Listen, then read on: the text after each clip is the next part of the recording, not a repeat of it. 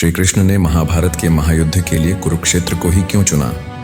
कुरुक्षेत्र को धर्म क्षेत्र कहा जाता था। यह वह स्थान था जहां ऋषि मुनियों ने तपस्या की थी और इसे पवित्र भूमि माना जाता था। श्री कृष्ण चाहते थे कि यह युद्ध अधर्म के विरुद्ध धर्म की स्थापना के लिए हो।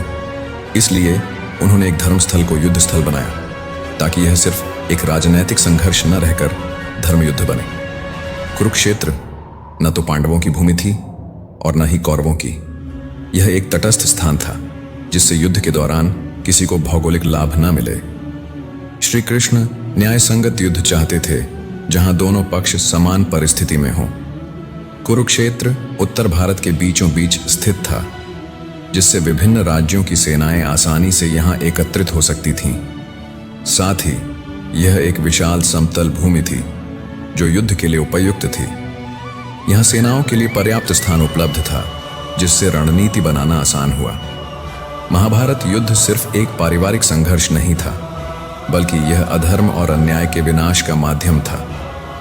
कुरुक्षेत्र को पहले से ही तपस्वियों की भूमि माना जाता था और श्री कृष्ण चाहते थे कि युद्ध के बाद यह भूमि पवित्र बनी रहे। गीता के उपदेश भी इसी भूमि पर दिए गए, जिससे यह स्थान आध्यात्मिक रूप से और भी महत्वपूर्ण हो गया। ऐसा माना जाता है कि स्वयं ऋषियों और देवताओं ने भविष्यवाणी की थी कि एक दिन कुरुक्षेत्र में महायुद्ध होगा, जिसमें अधर्म का अंत होगा और धर्म की पुनः स्थापना होगी। श्री कृष्ण ने इसी भविष्यवाणी के अनुसार इस स्थान को चुना।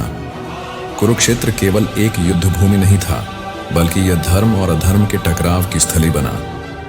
श्री कृष्ण ने इसे चुनकर यह सुनिश्चित किया कि यह युद्ध केवल सत्ता के लिए नहीं, बल्कि सत्य, न्याय और धर्म की विजय के लिए लड़ा जाए।